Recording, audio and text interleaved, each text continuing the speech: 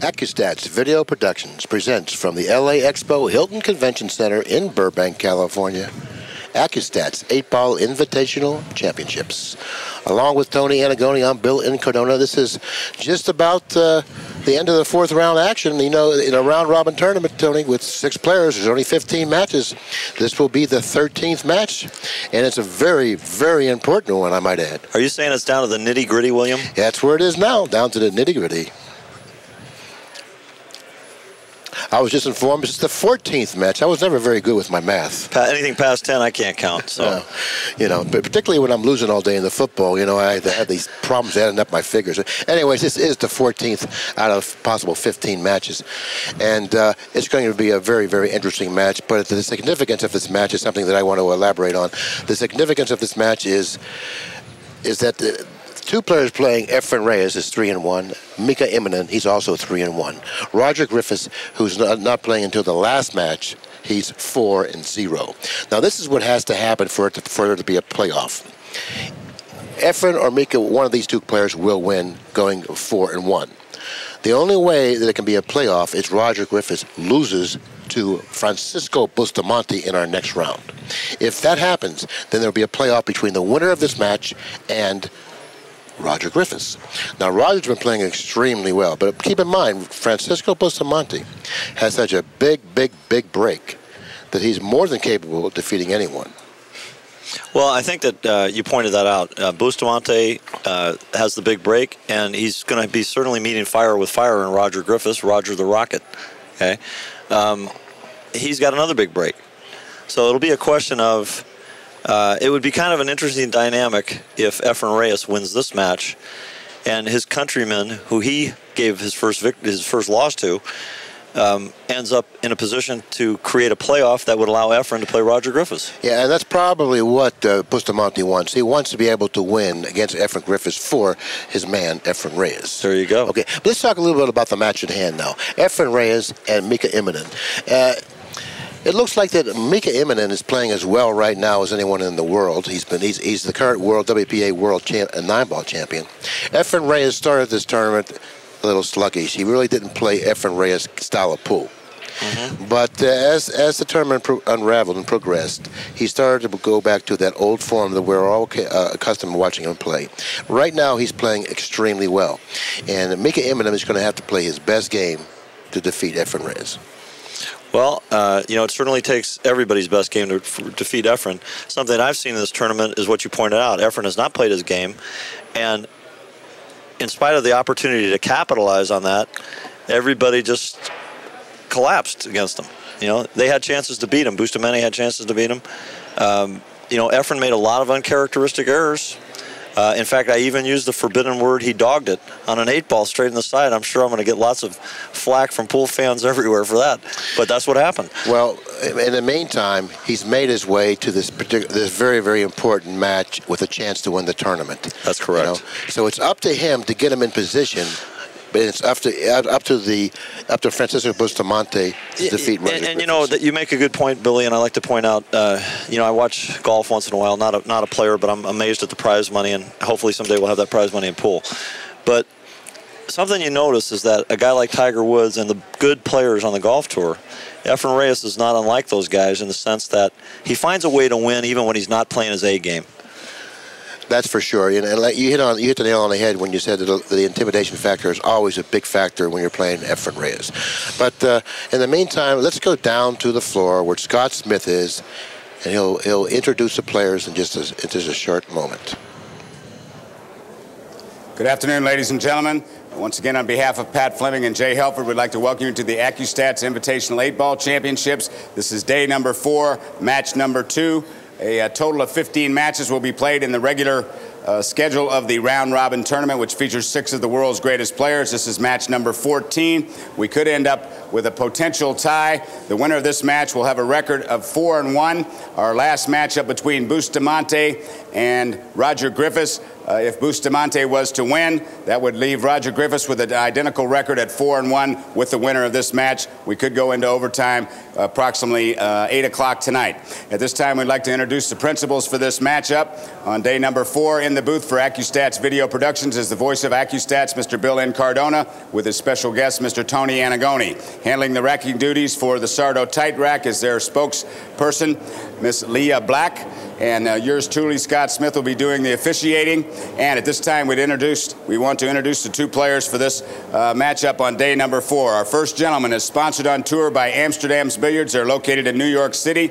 He is player representative for Vitali Manufacturing, also Capone Custom Cues. He's a former winner of the Taipei Peace Cup, the Euro Straight Pool Championships, the ESPN Sudden Death 7-Ball Tournament. In July, he won the biggest title of his career. Please welcome the reigning WPA World 9-Ball Champion from Helsinki, Finland, Mr. Mika Immonen. Mika Immonen, thank you.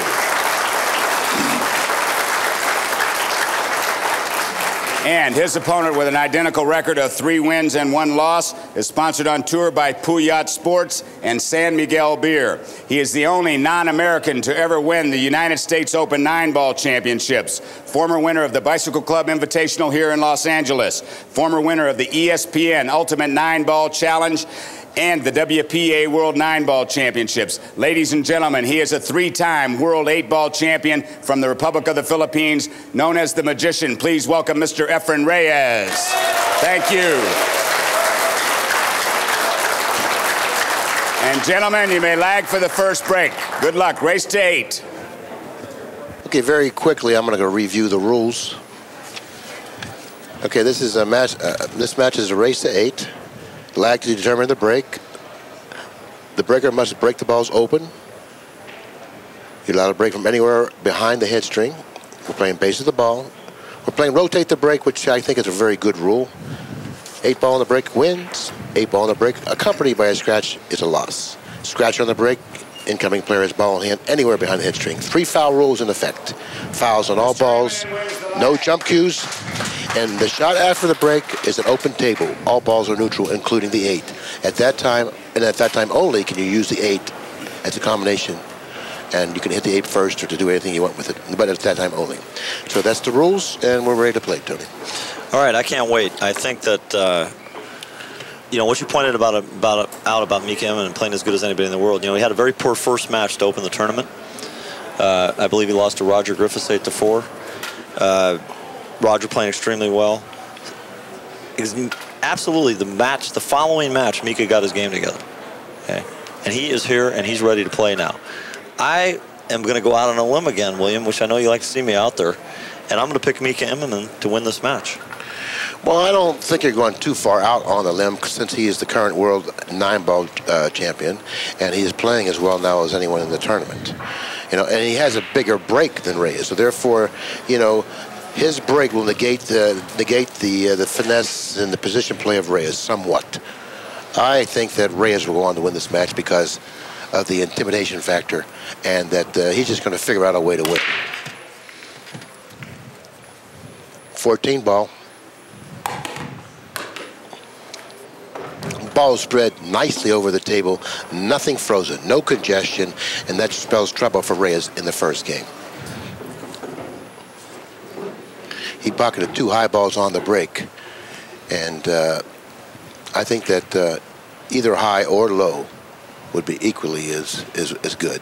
Both colors, the high and the low, and I don't see any problems for either group. Well, you know, I'd like to point out that for this Invitational, the 8-ball that's been selected gives the camera a good angle of where the 8 is and a good look at all the time. It's a little different for me to look at, being an old pool hall purist.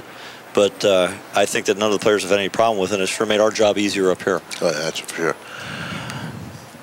Very nice shot to the crazy 8-ball. Crazy 8-ball, the zebra.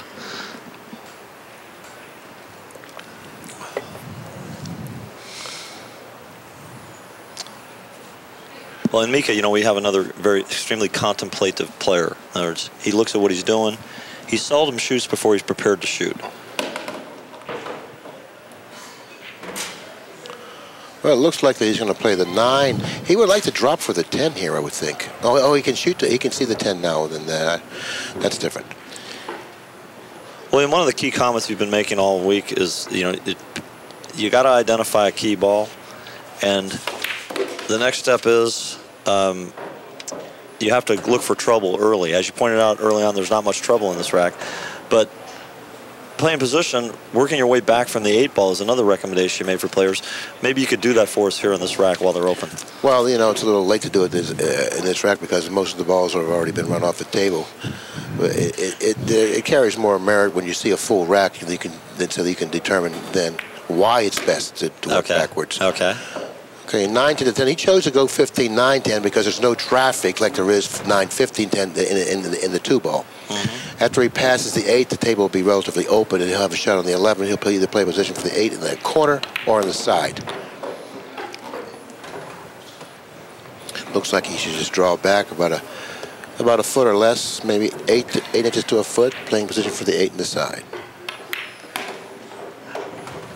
This is rack number 1. It looks like it's going to go to Immonen due to his big break, creating excellent opportunity for him in game number 1. It's awfully important to jump out of the gate quickly, as Immonen just did, particularly if you have the break, because you really can't afford to break service, and that's lose on your break, because the break is such a big part of 8 ball, particularly, once again, when you play on a Simona surface with the AccusStats lights, which keep the table dry, which is conducive for pocketing balls on the break. So therefore, the break is something that you have to really be productive on, and you have to win behind it if you expect to win, particularly in a match. I'm using particularly too much, aren't I? Particularly too much. Particularly too much. But, I do have to point something out, Billy. I think your powers of observation are waning seriously, because we're fortunate to have the spokesperson for the Sardo Tight Rack, Leah Black, and how you could miss the fact that we're using the Sardo Tight Rack in this event. It's very difficult for me to understand, William. Particularly difficult for me to understand. Especially so. The Sardo Tight Rack, though, all kidding aside, is something that really adds to the advantage of breaking here. Lightweight, it only weighs 2.5 pounds. It's made of a carbonate plastic and aluminum. The V plate that you see on top and that holds the balls in is constructed of injected molded plastic with an aluminum inner base, making it very light and strong. And what really is the key factor, Lou Sardo has pointed out to me, is that there's spring-loaded pins underneath that plate that hold each ball individually and automatically allow for any variation that may occur in the ball size. So what do you think of that?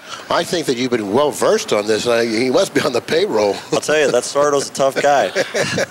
No, anytime you get somebody that supports pool like the Sardos have, I think they deserve and should enjoy some plugs. Let's take a look at the layout now. Now we can work backwards from the 8. This is the beginning of the rack, okay? The way to work backwards from the 8 is to figure out how many balls of a certain color group, or either the high balls or the low balls, are around the 8. That's a good indication to tell you which balls you should select. If there's more of a certain color group, that's probably the ball of choice. Okay. Or the group of choice. So more of a certain color group around the 8 is one of the key things to consider. Right, which gives you more key balls to the 8 and easier key balls to the 8, and easier lead balls to the key ball to the 8. Okay. But you're a guy that certainly considers a lot of angles, don't you? Well, listen, I think that 8 ball is really a game of angles, as 9 ball is. Pool is a game of angles, and the player who can stay on the right angle most often will be the player who will win more often.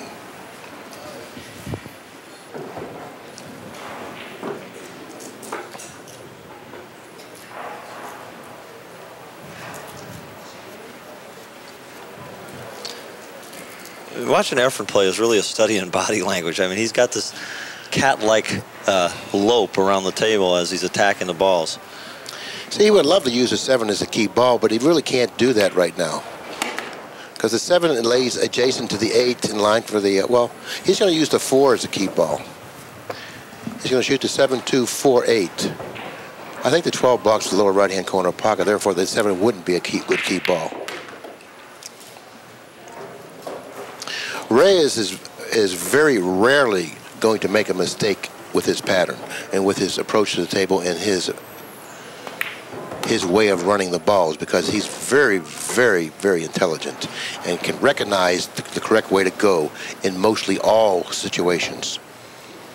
Well, you know, he's got tremendous shot-making ability, especially what I call peculiar shot-making ability. In other words, he gets funny angles and recovers and does things like kick the 8-ball in from a hooked position like he did in yesterday's match. That was the determining factor in him winning that match. His combination of cue ball control and shot-making really makes him a potent guy at the table. But I'm going to tell you where he really excels. Not only in his ability to play position in terms of direction, but in terms of cue ball speed. Okay. When you're talking about cue ball speed, okay, we're talking about something totally different than direction. It's really imperative to have great cue ball speed playing 8-ball. Really not so much when you play you have to break the balls wide open, but when you play you can safe break, then cue ball speed becomes very, very crucial. Yeah. Well, we're not faced with that. No. If our rules here with AccuStats would be you are allowed to break them safe, where there's a lot of congestion out there, then Efren, in my opinion, would be hands down to win the tournament. No question about it. I don't think there'll be anyone that would come close to beating him, because he's so accustomed to working around balls, playing rotation, pumping a ball here, carrying him off a ball for position, opening up clusters. Okay. I mean, that's his forte. He does it better than anyone in the world. Well, William, under this rules format, that's clearly immaterial. Well, I agree, Tony. I agree. I was just talking, just to entertain you a little bit. But obviously, I haven't. William, you're very entertaining. How do you like that break? Well, let's take a look at the low balls, because right away I can see that the 15 position in front of the 8 creates problems for the high balls. Okay. Okay. There are 3 low balls around the 8, but even if there were only 1 low ball around the 8, the position of the 15 would negate that strategy I said about more of one color or one ball grouping. Okay. Usually favors that color or ball grouping to take, But well, how important is it to you got to start out with a shot? So I mean, sometimes you have. At what point do you make the consideration it's more important to be at the table and have the right ball grouping? Well, that's just experience, Tony. I mean, sometimes you're forced to shoot the color you don't want, And if it's really a bad choice, I just play safe. Okay. Yeah. I'm not opposed to doing something like that. He can't afford to shoot the 1 because of the cue ball position closer to that side rail, and not really having the ability to come up with a good next shot. So I think he's going to end up shooting the 7 before it's over, or the 2. Most likely the 7. Yeah, the 2 looks like it's going to be tough to navigate the cue ball here. He's obviously got to save the 3 to bump the 15 out at some point in time. Would you do that early, or would you wait and play position and save that as your cue ball? Well, he really doesn't need to do that. He doesn't need to bump the 15 out. Okay. Because, he can make the 8 without touching without bumping the 15 out. He's thin on the 5. So it'd be kind of interesting to see how he chooses to play this particular run out. The pattern's not really clear right at this point, because the 1 ball's at the other end of the table. He's got some interfering balls if he wants to play position for the 1. Okay. Because he has to go to the right side of the table the way we look at the monitor. And the 11 ball's out there, so therefore he really can't take a chance to try to go up for the 1 now. Maybe he'll try to go for the 3 now, and then clear the 15 and open up the run out a little bit better. And that's what he's going to do. And he don't even have to bump at 15. And I think after pocketing the 3, the 8 comes off the rail naturally, because he'll contact the 8 as well. And if he gets the 8 in front of the pocket by bumping the 8 out like this, then any key ball will suffice. Well, he left himself a little funny here. He's over the 15. One of the rules that we're playing in this tournament is all fouls. So he's got to be very careful now. He's up over the rail, over the 15. And we're playing a format where neither his clothing or any part of his body or any part of his cue stick can contact the 15 ball, or he would be presenting Efren Reyes with ball in hand. Right. Normally a fatal error. Right. But other than that, he's flat on the 6 as well. Not only is he over the 15, or his bridge hand's going to be, his vision's going to be impaired somewhat. His bridge hand's not going to be comfortable. I think he'd be better off shooting the 2 here. Yeah, so you're saying he's straight in on the 6 or Yeah, close I to think straight so. in? Okay. I think so. See, he's going to elevate. I don't think he should shoot the 6 here. Boy, he came with a great shot. Yeah, but he's not out of the woods yet. Notice the angle he's left himself with. If he plays the 2 on the side, then he can stay on the right side of the table. The side of the table he really needs to be on to play position for the 1. He really doesn't have any market at all playing the 2 in the corner, coming up with a shot on the 1. So therefore, if he plays the 2 on the side, then he can stay on the right side of the table. Now, speed becomes crucial here. He can't afford to go behind the 11. Again, he's trying to avoid the... Boy, nice shot. You know, he was had the advantage of having the 8 ball so close to the pocket that, you know, there's a lot of places he can get where he can see the 8 ball and have no, problem negotiating the final shot. Right. The key ball in this particular rack, since he moved the 8 away from the rail, was really not that significant because the 8 ball was very accessible from just about any of the balls on the table. That's game number 3. Mika Immonen takes a 2-1 lead in this very important race to 8. Mr. Immonen wins game number 3 after 3 games. The score is Mr. Immonen 2, Mr. Reyes 1. Mr. Reyes breaks in game number 4. Now you notice the opportunities that Immonen has had on his 2 breaks. The balls were spread much more openly and nice. Okay. Than when Reyes broke.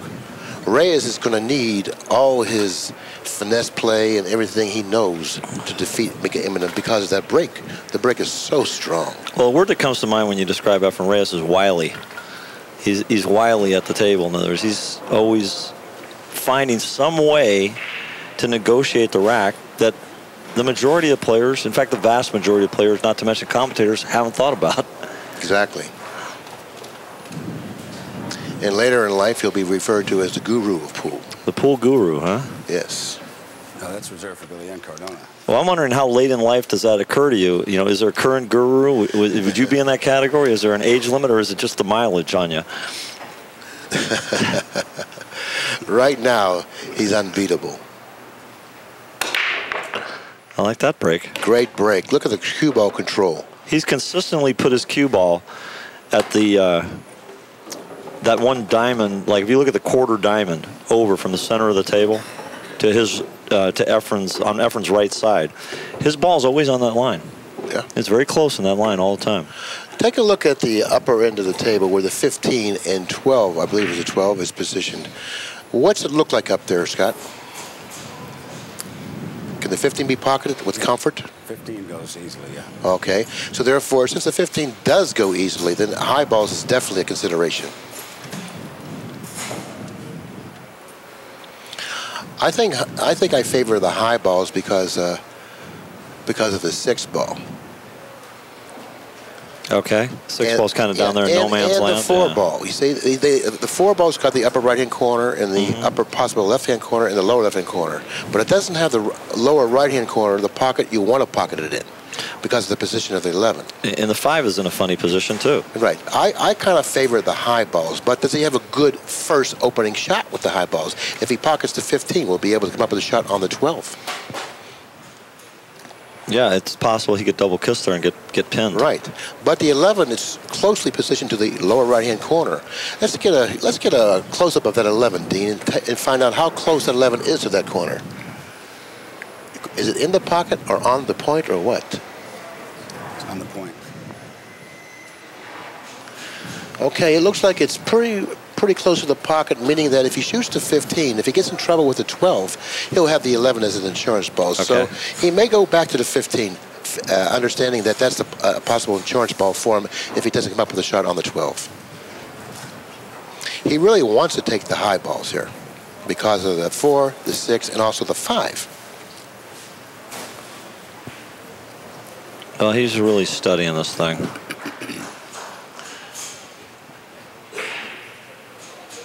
He's talking to himself. He's saying, I don't think I'll shoot the 15, but I want to. Maybe I'll do this. I really don't feel good about it. I will shoot the 15. I'm forced to shoot the 15. I know it's the red shot. He's shooting the 1. Oh, I don't think he should shoot the 1. But, of course, with his cue ball control, running the low balls off the table shouldn't create that much of a problem, even though the high balls play much more routinely than the low balls. I mean, I think it's a question of No, he's going back to the high balls. You know, he's confused right now. You know, he knows that the low balls offer a more difficult run out. Not that he's not capable, but that first shot on the 15 will answer the story. He doesn't want to put that 12 ball out of play.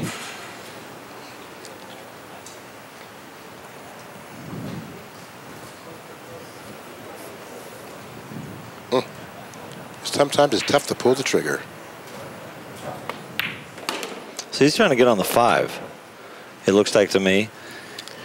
This run out is tough. I would shoot the 7 now. Yeah. Well, do you think he's going to come back and get on the 4? Right. You got it. That's the way to go. Okay. Then somehow negotiate in between the balls off the 6 to shoot the 5. But he's got to shoot the 7, repositioning the cue ball somewhere where his bridge hand is, or you know, more toward the rail.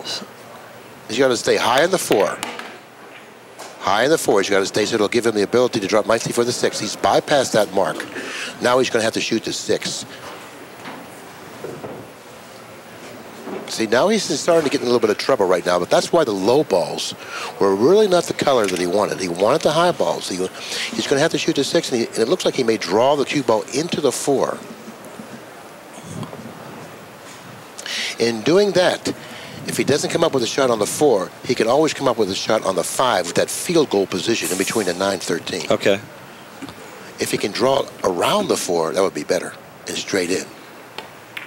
That's what he did. Now he's against the rail. If he's straight in, okay, if he's straight in and the angle suggests that he's going to pass the 8 without bumping it, he's got a little bit of a problem. He's going to have to elevate. Well, you think he's going to try and change the angle so he can run into the 8, or if the shot is lane so he can run into the 8, it looks like he'd be in the slot for the 5. If he has the ability to do that. Oh, look at this. Now look what he's done. I do believe he can see a portion of the 5 ball, but not much. Maybe we better get Scott not enough. Take a look at this for us.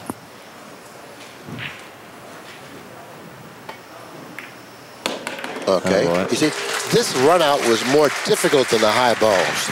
And he understood that. I still wonder what was going through his mind and why he opted to go with the low balls, not the high balls. Mm-hmm. And if he goes on to win this match, I'm going to ask him that question.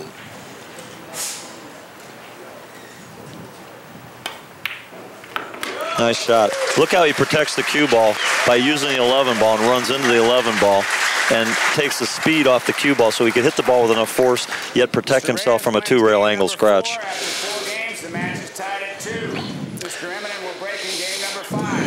This is what we expect to see throughout the entirety of this match. Reyes looking at a little more difficult layouts and runouts because of his inability to open up the balls, because he's not going to open up the balls nearly as well as Immonen. Immonen's going to be looking at much more simple runouts. Mm-hmm.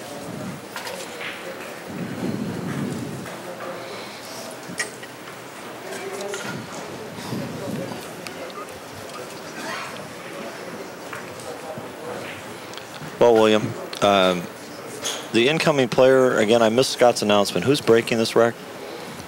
Immonen's breaking me. He won the leg. Okay, good. Whenever the score is tied up or whenever the score ends at an even number, it's Immonen's break.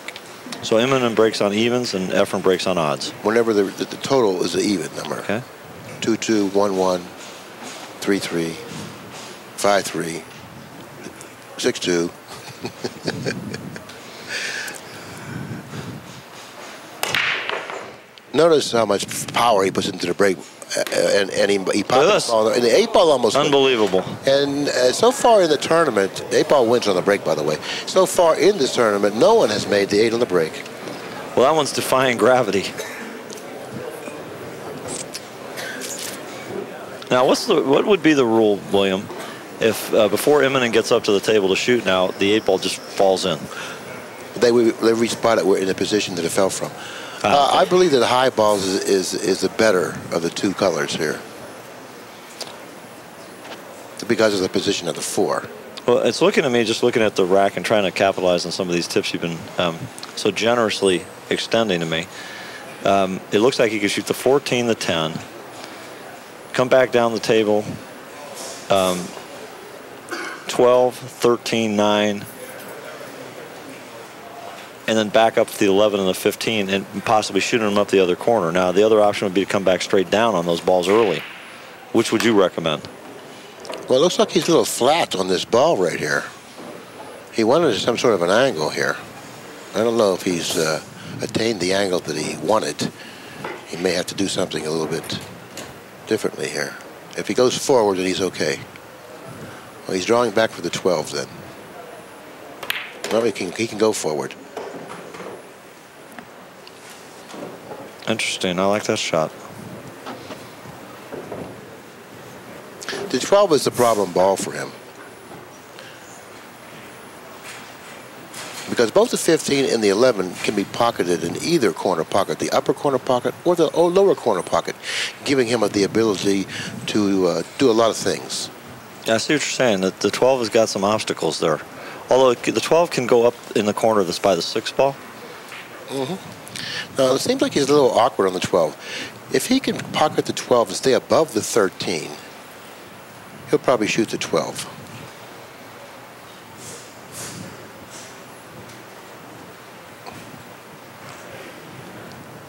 Now, he wants to end up straight in on the 13. Okay. He doesn't want an angle, because he doesn't want to have to deal with the 5. He stops his ball right there, and that's the reason why he took a position like he was shooting the 9 over. He wanted to feel the angle before he shot the 12. Okay, and I think what he should do here, I think he should play a position for the upper corner pocket here. Okay, has he got the angle to do that and not run into the 5 somehow? I think he does. By going up table, you know, he's gonna end up too thin on the 11 and the 15. Okay. He's not going to be able to control the cue ball comfortably. So I think he should play the 11 ball at the other end of the table. Go around the 5. Well, Scott's just informed us he had the angle to go around those balls perfectly. Yeah. And look at this. Boy, he's in the sweet zone here. See, having the ability to pocket the 11 and the 15 in either upper corner pocket or lower corner pocket gave him a lot of options. He can go forward, but he's afraid he'll brush to 15 and send it out of play. Yeah, so he just floated forward. That was perfect. He had a sweet angle to do that. He's going to be very difficult to beat because of his power break and how well he's executing. And he's thinking very clearly. Well, this is something I see him do all the time. He's only made one shot where he wasn't really prepared to shoot in this match.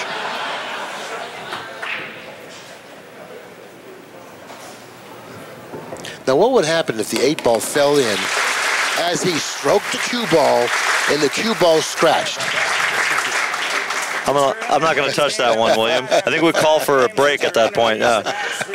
All right. Mr. Reyes breaks in game number 6. That's a question. That's a question for our guru, Pat Fleming. Our fine technical staff. Our mentor, staff. Pat Fleming. Our mentor. What would happen if the 8 ball had fallen in the pocket as he struck the cue ball? No, as he struck the cue ball. He just let Pat answer, William. Okay, are you saying that after contacting the cue ball, if the 8 ball falls in and he shoots into an empty pocket, and he shoots again? Very interesting. I don't know if I'll go for that, but Well, when you have a referee, there's some things you can do with the rules that you can't do when you only have 2 players playing against each other with no referee. I don't believe Scott Smith wants to touch that either because he hasn't really responded to the question. I concur with Pat Fleming. Yeah, that's an easy way out, isn't it? Thank you. But he's right. But he's right. But he's right. Birds of a feather. Birds of a feather stay together. Would that make William wrong? If he thought otherwise, yes. If he thought otherwise. Yeah, very well put. Okay. Look at the break here. Look, I mean, I don't know. I think Efren, for the matches I've watched, has controlled the cue ball on the break better than anybody breaking. Low balls is by far the better of the two balls. Groups, I should say. And with this particular layout, there's really no reason for him to go through all the shots. Why don't we just throw them in? What's the score now? 3 games to 2 in favor of Immonen? That's correct. Let's save some time. Make it 3-3, Scott. Gather the balls up. I think it's been a long week for Billy, Scott. I know it's been a long Sunday for Billy.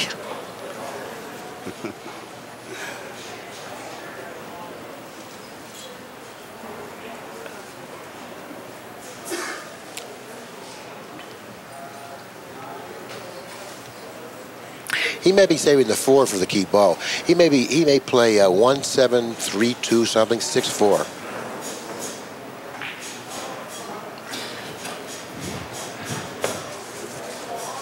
Say that again, Billy. I said he may be saving the 4 for a key ball. Okay. See, because the 6 is a good lead ball to the 4. If he gets straight on the 6, all we have to do is stop the ball and have a nice, convenient angle to drop nicely for the 8. Okay, so we're talking that particular lead ball to the key ball plays very naturally. Well, let's follow him out here. Okay, he's going to shoot the 3. Looks like he's playing on the 7. He wanted to get on the 2. Now he's going to have to change his pattern. Well, I don't know. He hit that ball awful hard. He did. He did. To say he wanted to get on the 2. He wanted to make sure he got away from that corner. So he's going to get down there early and get those balls out, and he's going to use the 1 for a key ball. Yeah. Well, the 1's a good key ball too, providing that you get a nice straight shot on it. Well, he's probably playing optional key balls here too. I mean, he's 2 balls should be his next ball here. The 1, he's got the 7. See now, the 2 to the 7. Nah, he don't like the 2 now. He's fallen short of the mark. Well, you know, I was out playing, I should say not playing, I was getting beat by Merlin, our graphics guy. We also beat Scott Smith earlier, and he says, you're next. But at any rate, while we were playing on that table, what I noticed was... But before you go any further with the story, do you notice that this layout doesn't play real natural? He's having problems with it a little bit. He's gone a little bit out of line here. Yeah. Okay. See what he's doing here? Look what he had to do. You see, this layout didn't play real natural. The other one did. The 6 to the 4 was a much better lead ball to the key ball. All he had to do was clear the upper part of the table. Go ahead. He certainly expressed his displeasure with that shot. Yeah. Okay. At any rate, what I noticed was that the cloth is still playing a little slippery. Okay. With only 6 players in the event at 15 matches, it hasn't got the normal play of, say, a big player tournament. Right. And of course, the Simonis being the premier billiard fabric manufactured not only today but since 1680, you know, we've got the best, finest surface, and it ensures good speed. Okay, the ball is rolling very accurately and very long right now. Look at this shot. Well, that's absolutely phenomenal that he can hit that particular type of a shot with the difficulty that it carried at the speed that he hit it with. And there was never a question. Yeah, his ability to come with the speed, like you pointed out, is the key, you know. And we are tied up at 3-all. But you can continue with after 6 games, the match is tied at 3. With your analysis of the Simonis surface and the speed of the cloth, if you like. Sure. Go ahead. Well, I think that you know, the Simonis is a very consistent surface, but any tournament cloth that's being put on for a match play event like this, it does take some time to break in any cloth. And the players naturally adopt to that and play position accordingly. I think when you looked at Efren, he was looking at that 2 ball initially. I think that he was concerned that he couldn't quite hit the ball the way he wanted to. That's possible. Let's go back to the shot on the 1 ball. Now, this isn't an easy shot by any means. And he executed the shot and made it appear that it was much simpler than it actually was. And notice, very cleanly hit. Speed of the cue ball, once again, just about perfect.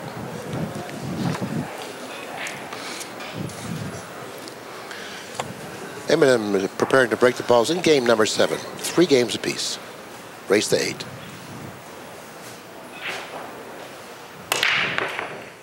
A lot of power here. It looks like he may come up dry. Now this is what Reyes needed, okay, to turn the tables on Immonen. He needs to break service here and have the break when he steps to the table later on in the match to win the match. Well, you know, there was a situation where you Pat, saw... you can leave us now. Yeah, there was a situation there where we saw Immonen break the balls with as much velocity. But if we had a chance to go back and look at that break, what you would see is that he did not contact the 1 ball fully, or as full as he would have liked to. And you can see by the way the cue ball took a trajectory off at an angle, not allowing him to get the fullness of hit. And so some of that velocity literally went into thin air, William. That's quite possible. And since the cue ball went off to the left quickly, a strong indication that he didn't hit the 1 ball squarely. Mm-hmm. And he didn't get the power that he wanted to generate. And sometimes just that little bit of lack of power can result in a dry break. And at that time, I'd say, what happened? Okay, let's take a look at the layout here. The 11 ball would be a good key ball. But what's the lead ball to the 11? I don't know. I don't think it's going to be using the 11 at the key ball. This is interesting here. Let's see how he's thinking. He's going to shoot the 9 now. I think he's going to shoot the 11, don't you think? Oh, I don't know. He might. He shoot the 11 and bump the 8, play the 9 next? Yeah.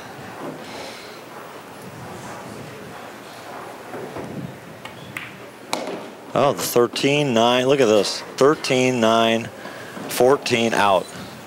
You think so? It looks like he's perfect for it. No 13-14? Yeah, 13-14 possible. I can't see the angle here, but Scott's giving us the tip. Okay, he has both the side and the corner pocket available for the 9, so he's very close to the 14. He can do either.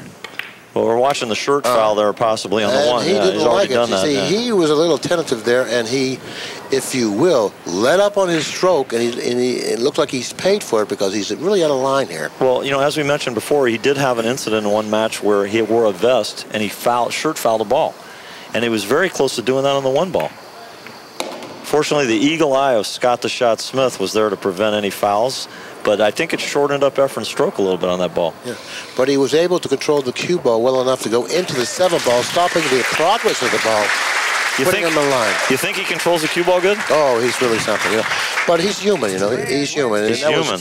And that was evidenced in the shot that preceded the key ball shot. Mr. Reyes breaks in game number 8.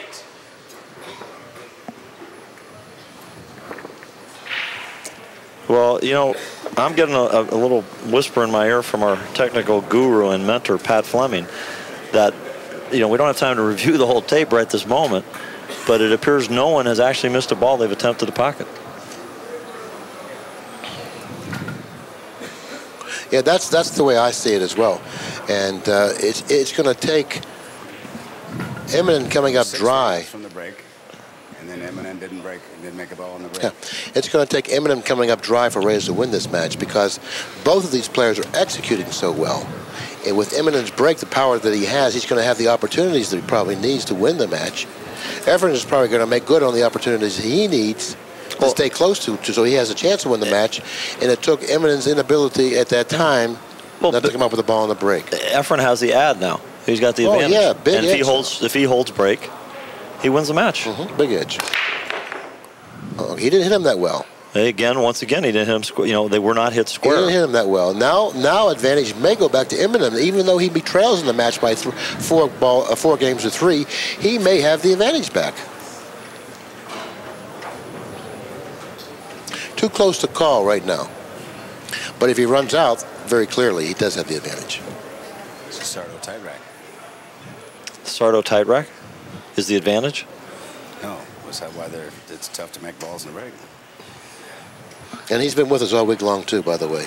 Yeah, I know. For you people out there that don't know what we're talking about, Scott Smith said the reason he didn't make a ball on the break because of the Sardo tight rack, which is actually, you know, the opposite. Well, we've decided that, you know, this is why Scott's on the floor and we're in the booth.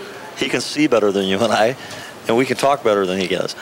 No way. No way? No way. He can out-talk us? Scott Smith is by far one of the better talkers in the world. Thank you very much. How do you think he's made it this far? He certainly does a good job without announcing. I'd like to know how he keeps his voice at that level all week. You notice they don't even give him a microphone out there. Let's take a look at the 8 ball in regard to how many of the group is around the 8. There's 3 colors. There's 3 large, 4 large, 5 large, and 2 small, which is an indication that the large balls are probably the better ball here. Now, the 15 ball sandwich in between the 1 and the 3 says, no, the large balls aren't the better balls. Well, but even though the 15 sandwich in between the 1 and the 3 with really kind of like limited there, he's taking the large balls. Well, I think that one thing that it does when you evaluate those groupings is when you have lots of colors, you know, a particular group surrounding the 8, it also serves as a form of protection as well as a form of an offensive advantage. Of course, yeah. There's a lot of merit to what you said, and that's definitely one of the reasons why that the more of a color around the 8, the stronger that color is in the layout, because you can just do more things. You can protect the 8. You have more key balls and lead balls to the key balls, and you make it more difficult for your opponent to get to the 8 in the event that he's trying to run out while your balls are on the table. Is he going to try to move the 15 here? I was surprised to see him take the large balls. Well, the way he's striking the cue ball, it appears he is. And he struck it fairly well, but I don't know that he was there's rewarded. no guarantee he's going to come up with a shot, you know, and well, he was really ill-fated in that sense not to come up with a shot, because the 15 rolled in front of the 10. We have lost momentarily the services of Scott Smith, but he's getting back on the scene here, and we're going to ask him to take a little peekaboo at the 15 and the 10 and he may have the 14 predicament he's got. He may have a shot on the 14. That's a ball that's lying underneath the 8 and the 4. He may have enough room to shoot in between the 8 and the 4 and pocket the 14. Well, William, if I were down there on the floor, I don't know if I could see that, so hopefully we can get some help here.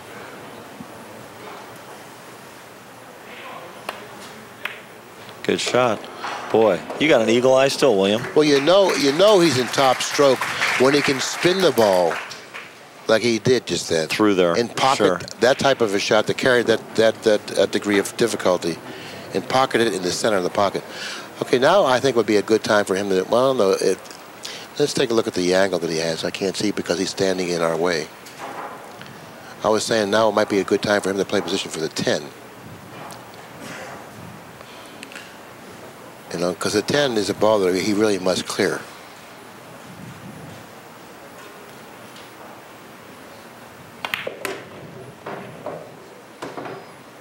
I don't know what he's done. I don't think he's done too much. 15 in the corner. The 15 goes in the corner? Well, if the 15 goes in the corner, then he's done a lot. From not too much to a lot is a big difference. Well, you know, that just shows you how hard it is to see sometimes from particular camera angles, you know, whether balls pass or whether they don't pass.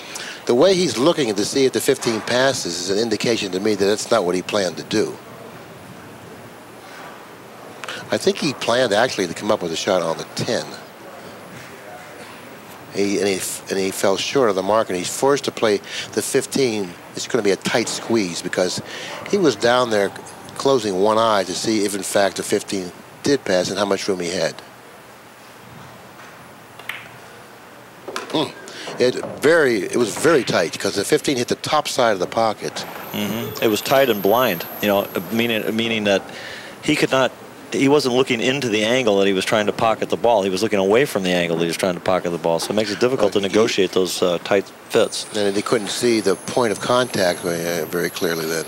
Now we have the any foul rule in effect again. And, you know, that 5 is looming big. Not only is the cue ball in the middle of the table. See, that's why that cue ball's control in regards to speed is so critical when you come to the end of your color group. Because once you fall out of line, sometimes it's very difficult to get back in line. Sometimes even impossible. That was a good shot. I like the fact that he could come with that force and still have that kill stroke on the ball. Then he left himself with a natural angle to play position for the 8 in the same pocket. Boy, he really, you know, studies the table well and gets in line before he shoots well. You see that methodical play.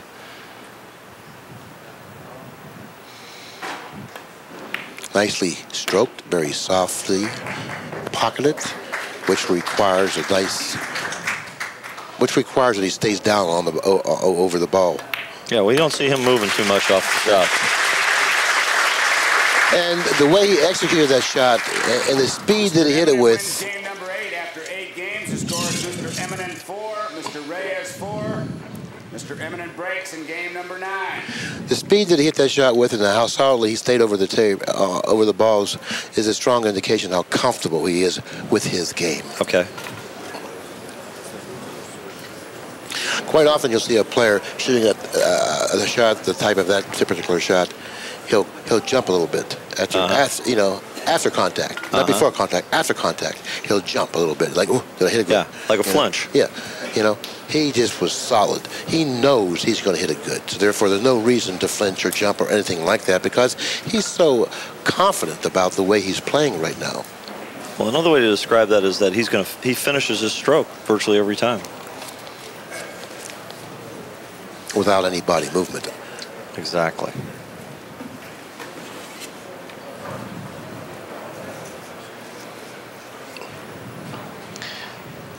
And that's what you call rock solid.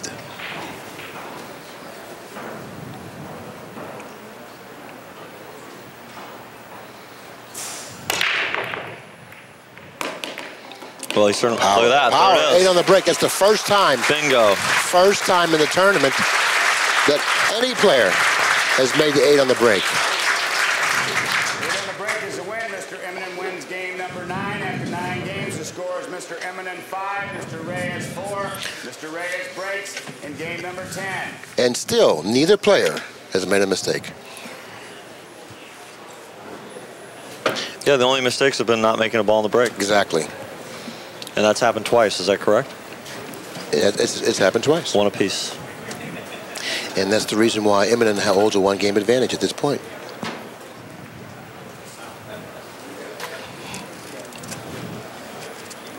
You guys are the best. Don't try to make points now, okay? It's a too little too late for you. The best. The best. And that's coming from a very qualified guy. And he says that. You've won him over, Billy. It took you all week. No, the reason he's saying that is because he's afraid that I'm going to take up his challenge and I'm going to play him some 8-ball. Listen, I was there. He rescinded that challenge, much to my disappointment.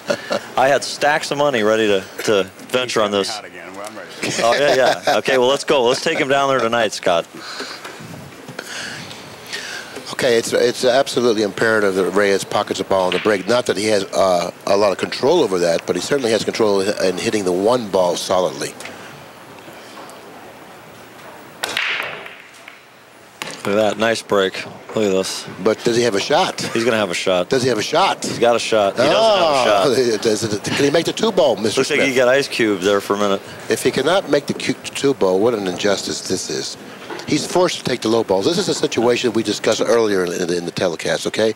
When one color group is far superior over the other, do you take the inferior color group because that's the only shot you have? That's in this instance, you do because the other color group is easy to run out, so you're forced to take this color group. Well, what I was trying to determine when I asked that question is, when do you swing over? I mean, when there is congestion out there and you have the time to swing over with a safety.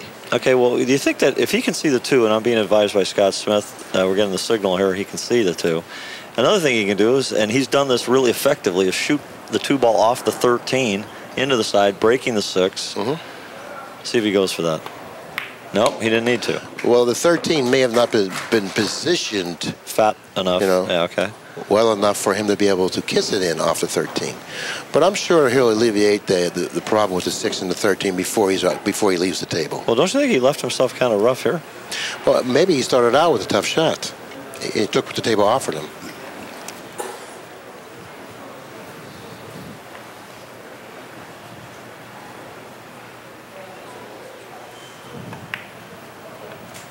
Speed.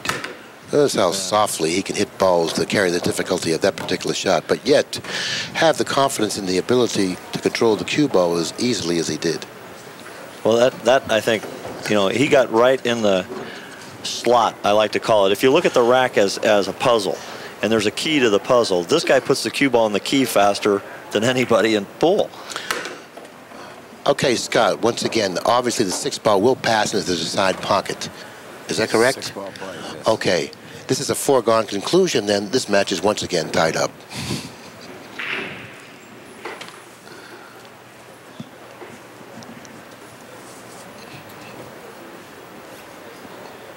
What's he looking at now? Oh, the 1. You know what? I didn't see the 1 up there. The 1 is up there at the end rail. Yeah, he's looking to see how much of an angle he can afford not to end up with. The 13, yeah. 13 had the 6 constricted, too. And he's favored the angle to cut the ball to the left, okay, which is probably a pretty good way of playing it. He didn't want to end up straight in, that's for sure. He wanted to end up with one angle opposed to the other, and he liked this angle, going to the side rail, or falling short. He was a little straighter than he wanted, I guess, and so that's why he didn't use the side rail. Now, this plays natural. This may be a half a tip of English, that's all. Great shot. And once again, Tony, this match is going to be tied up. 55. providing he doesn't foul. Providing he doesn't. He's gonna have to wear a Speedo to the next match. Look at this. He's gonna have to shoot this shot. Maybe he's better off shooting it with a bridge.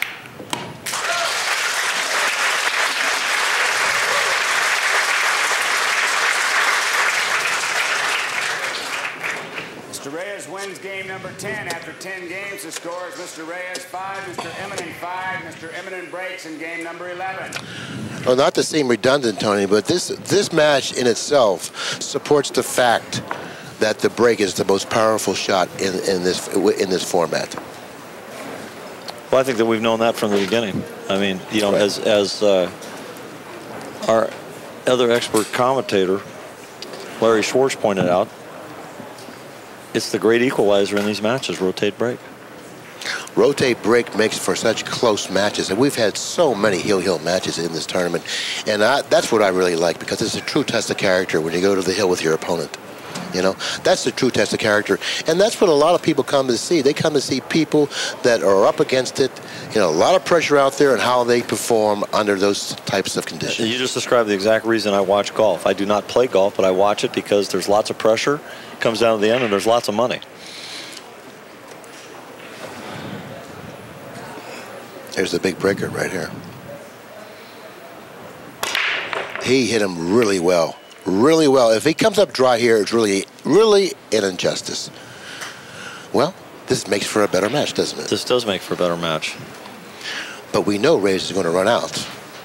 We just have the luxury of being here, watching it. But sometimes the balls, when there's more congestion, it's much more entertaining. Let's take a look at the 8. There's 3 highs and 4 lows, or maybe 5 lows around the 8. Okay. The two ball is kind of like a little bit of a problem ball. The 7 position in the back of that's his problem area, the 2-7. Okay. Take a look at the high situation. High situation, I think, is much more open. If he can get straight in on the 10, he can then shoot the 14. That's the problem ball with the high balls, the 14 and the 10. Okay. So therefore, this is a little bit of decision here, close decision. The 10 has the right-hand side pocket, and that's about it, you know, and that's why he's probably not jumping for the high balls right now, because he knows that the 14 is the problem. The high balls seem to be laying just a little bit better, but there's more options with the low balls. Okay. So he's going to run out right now when he's at the table. He's going to run out right now, and then he's going to decide which color he wants. And he's going to perform exactly the way he envisioned it. It's a little more difficult to envision the run out with the high balls, I think. If he can get to that 7 and the 2 and clear them off, everything is rather routine. See, the 9 that doesn't bring him anywhere. He has to.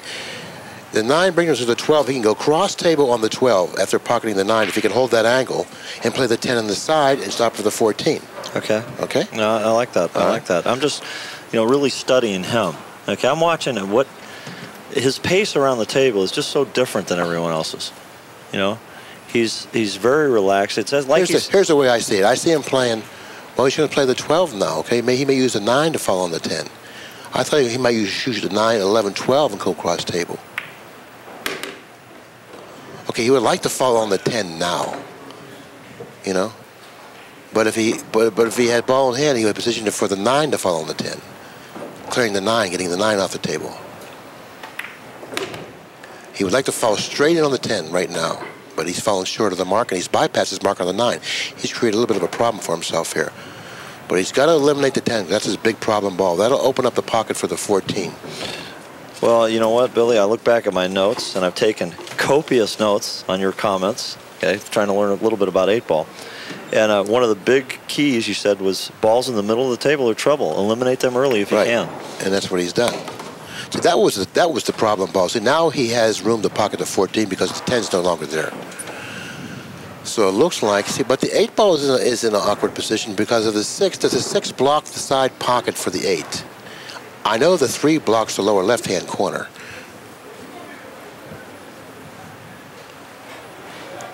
No, the 8 clears here. Okay, the 8 clears the side, so therefore he can play 13-15, 9-14-8. Well, I'm going to take you out of analytical mode for just a minute and go back into philosophical mode. My point about Efren is, and his style at the table is, he's a guy that's embracing the table every time he's near it. He's one with the table. He's just, you know, the way he massages the balls and walks up to the table and his slow, agile approach. You know, it's very mesmerizing for me, almost hypnotic. I don't know what he had in mind there. I thought he was going to play 13-15, 9-14. He didn't like that, obviously, and he opted to go another route. And it's not quite clear to me as yet what he had in mind. I think he was trying to play position on the 14 in the side by the 6. Scott said he was trying to play position for the 14 in the side by the 6. I doubt that very much. Now, William, why do you doubt that? I just do. I thought he should have played the 9 there. That's the first error. First unforced error other than a break.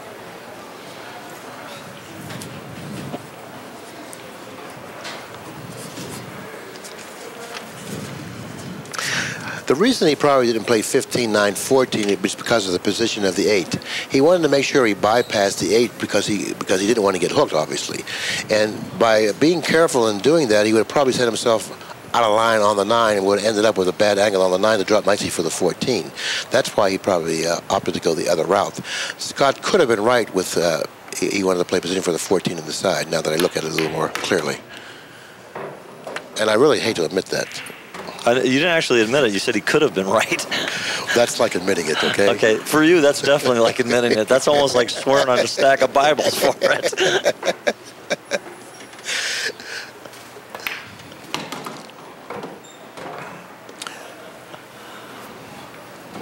Well, once again, the advantage goes back to the breaker, who started the match with the break, Immonen. Because this is his game that he's breaking on. That he's shooting on at the table on right now. He broke the balls in this game, so therefore he will hold service if he runs out. Well, it took a lot of pressure off Mika breaking that 8 ball in. You know, it's like he got a free pass to get back on the advantage side of the score. Well, yeah, I agree. Well, but what I think took more pressure off of Mika is when he saw Reyes just missed a 14. Well, there's no question that took some pressure off him. He's a little funny on this 1 ball. Yeah, he's a little further from the 1 ball that he wanted, but nevertheless, he's got a pretty good shot on the 1. It's very close to the corner pocket. And as accurately as he shoots, he shouldn't have any problem here. Notice how cleanly it went in. Yeah, he's got great power. You know, we talked about in his earlier match that he grew up playing a game called Klaisa in Finland that was actually played on 5x10 tables with billiard-sized balls with pockets smaller than these pro-cut pockets the diamond table gives us. He's just so solid at the table. You know, nothing moves. His bridge hand is solid on the table. You know, I mean, he's got such a good stroke. He's got a lot of power in his hands. Well, you know, that experience playing on the 5x10 definitely builds that type of shot-making skill. The great Luther Lassiter, probably the greatest 9-ball player, considered one of the greatest 9-ball players of all time, told me many years ago, he said, hey, if you want to be a great player, spend some time practicing on 5x10. Mr. Immonen wins game number 11. After 11 games, the score is Mr. Immonen 6, Mr. Reyes 5. And one of the reasons why I feel that women players will never play, well, I shouldn't say never play as well as men, but one of the reasons why women players don't play as well as men at this time. Presently, at this time, okay, is that because they don't have the power in their hands that men do. And now, if you notice that when you have a lot of power in your hands, you can control the cue ball with that power alone. You can just, you know, you can just control it. Okay. You know, by muscling the cue ball. Scott's asking you a question. I had this conversation with Mika Immonen one time. But wait a minute, we didn't say you may interject. Okay. Scott wants to interject, by the way, people. Okay, now you Scott, can interject. you may interject. Go ahead. Mika Immonen said it's because man is the hunter. Oh, well, his analogy of why. Tell Mika before he comes to the tournament next time to leave his portable Nietzsche guide at home. He said that Mika Immonen said the reason men play better than women is because men are the hunter. Well, he's probably not that familiar with the most dangerous animal in the forest. Very good. Very good. This has been an excellent match up to this point. Only one missed ball, and that was the 14 on the side. Mika Immonen has played a flawless match. Well, you know, I've got to touch on this women issue. I think it's purely sociological. I think women haven't had the years of time in the pool room the men have had. And I think that given another 20, 30 years, maybe sooner, you've already got women already playing at the level of men. I'm told that the great English snooker champion, who's now on the 9-ball tour, Alison Fisher, is competing all the time with guys like Tony Watson, great 9-ball players, great young 9-ball players, in match play in Charlotte, North Carolina. I don't think women will ever be able to compete with men playing pool unless they develop the power that men have, okay? And if you notice that the women players that really do play well have a lot more power. Well, William, we're going to take a little ride down to the 24-hour Nautilus tonight, and I'm going to show you some women with plenty of power. Tony, that's very weak.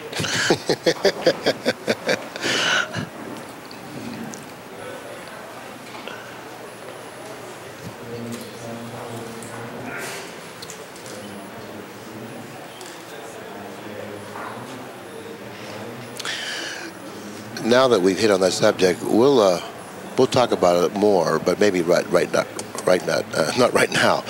We'll talk about it more. Well, you know what, William? I'm gonna defer to your judgment, and I'm not actually going to talk about that again. But I'd like to bring one of the expert women player, if we have anybody available, into the booth at some future date to discuss this personally with you.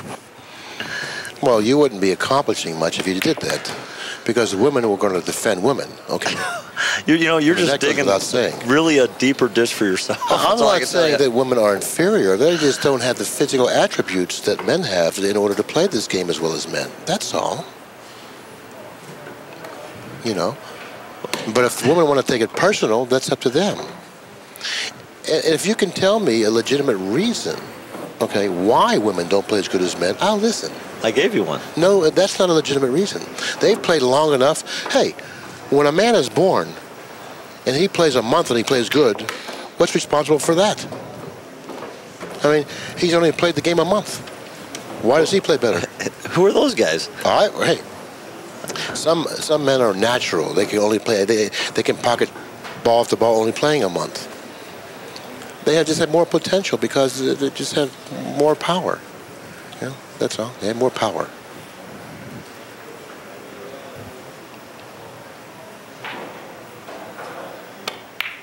Nice shot.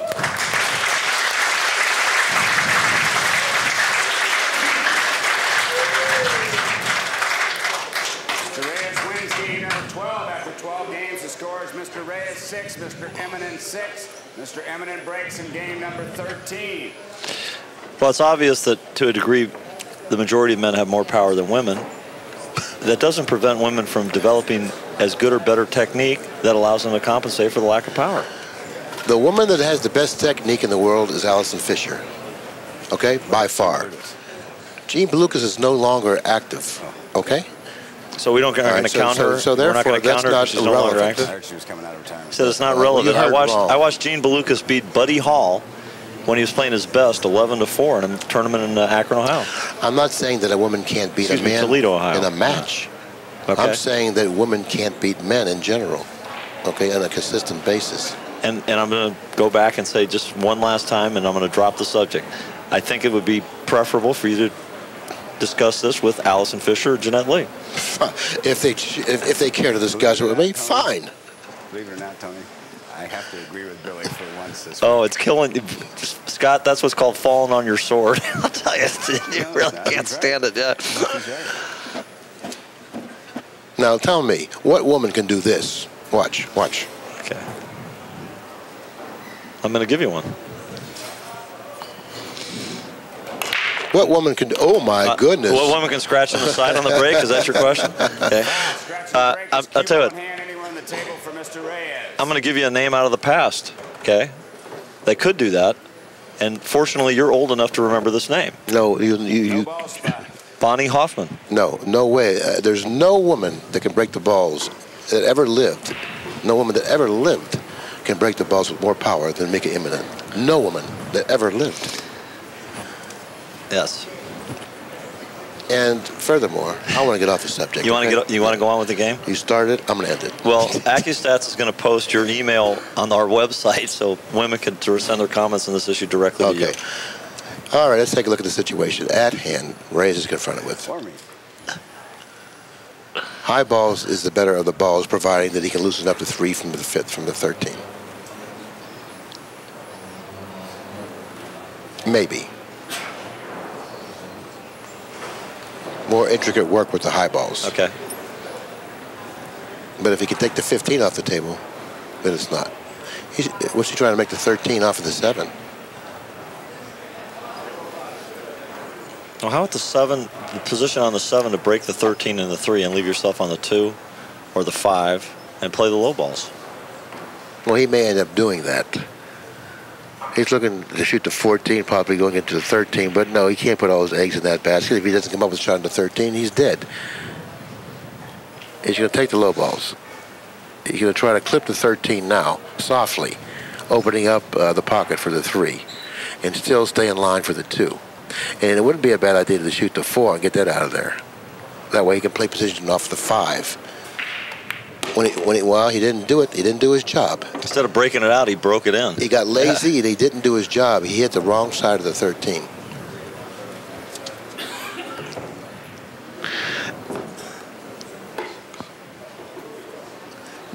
Now he has to be very certain what his plan of attack is from this position, because maybe running the balls off the table right now wouldn't be the right thing for him to do. You know, because I don't see how he's going to deal with the 3-13. There isn't any really feasible way at this point for him to envision taking care of that problem. I think he can take care of that problem off the 2 ball if he's on the left side of the table. Yeah, I think it's a tough road to hoe here. Yes, maybe he can deal with it off the 6. Maybe he can deal with it off the 6. Now, he repositioned the cue ball on this side of the table, giving himself an angle on the 6, but I think the angle is too steep to take care of that problem. Maybe he can take care of it on the 1, go cross table, but he can't generate enough power, I think, to really do a good job.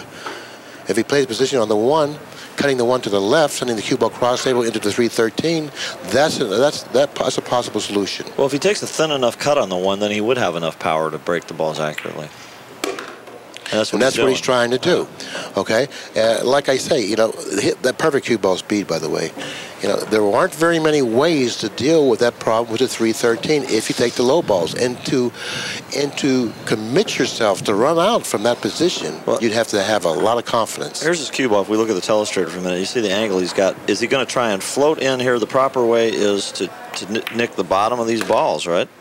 Okay, now he missed it. Yeah, but he's played a 2-way. Now he's got the angle to come back and hit it coming from here. He can do it once again. He must hit rail first underneath the 13 here. Well, everybody's clapping, but he's still got to make a shot. The reason I said he must hit rail first, had he hit rail first, then the cue ball would have stayed there for the 5. Okay. Now, he's going to have to cut the 5 in here with a center ball and go twice across table. And he's going to have to hit ball first.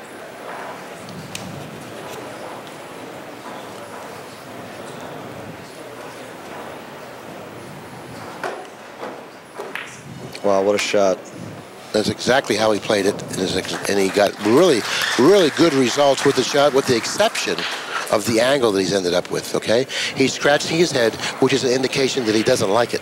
That's a telltale sign whether or not he's comfortable or uncomfortable with the situation. Anytime he goes and scratches his head, he's uncomfortable. He scratched at his head. That's true. Yeah, no, I'm saying. Yeah, no, right. I can see it. I can see that his hair is disrupted in that area where he scratched his head. Okay, now what he's looking at here, Tony, is the kiss off the 12. He's saying, is it possible that the kiss off the 12 is an easier shot from where I'm going to end up than pocketing the 8?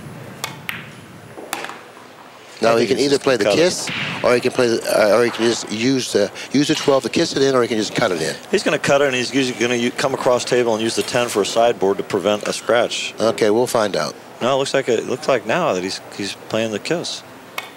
Nope. Look at this shot. There's the sideboard. Perfect. Well, I'll tell you, it's awfully difficult to do what he just did. I agree with you. It's awfully difficult to commit yourself to running out after he missed knocking the 3 loose from the 13 in his first shot. Yeah, absolutely. You know? So that says a lot about the man, his ability, and the confidence he has in his game.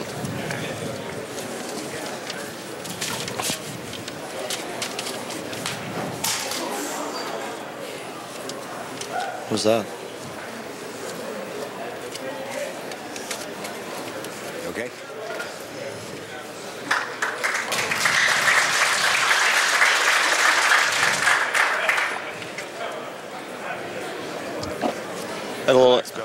We had a little incident there in the stands, a little mishap. And while I was paying attention to that, I missed the score. I believe is Reyes 7, Mika Immonen 6. Reyes is breaking for the match here. And if he doesn't succeed in pocketing a ball and running out and winning the match on his break, then he'll probably be a decisive underdog, maybe as much as even 2-1 or more, not to win this match. But at this time, he's a good 3-1 favorite to win the match.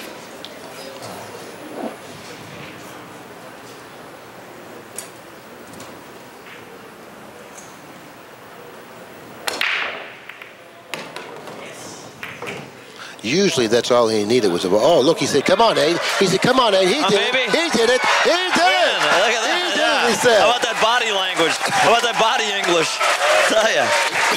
He's looking for a discotheque after that shot.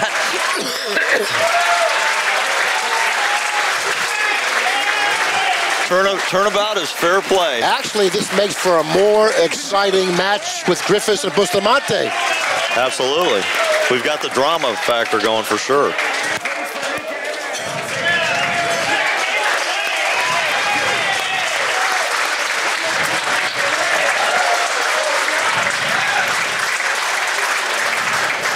Okay, we'll be right back in approximately 15 minutes. The last matchup on the regular schedule is Francisco Bustamante versus undefeated Roger Griffis. If Bustamante defeats Griffis, we'll have an overtime match between Griffis and Reyes. Very well put. Okay, we're not going to be doing an interview, Tony. So once again, it's been a pleasure working with you, Tony. Well, William, it's been a pleasure with you. On behalf of all the women pool players in the world, I'd like to thank you for this match tonight and say goodnight. 1 second, I was just pulled up by Pat. He says you got to. We're going to get a replay. Okay, I like that.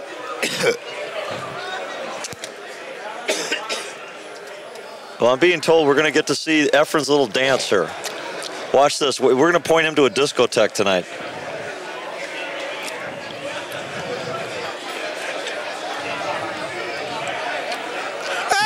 Look at that. Look at that. He's ready. Look at that. I love it. Does he like it? Did he like that? Does Holy he like mackerel.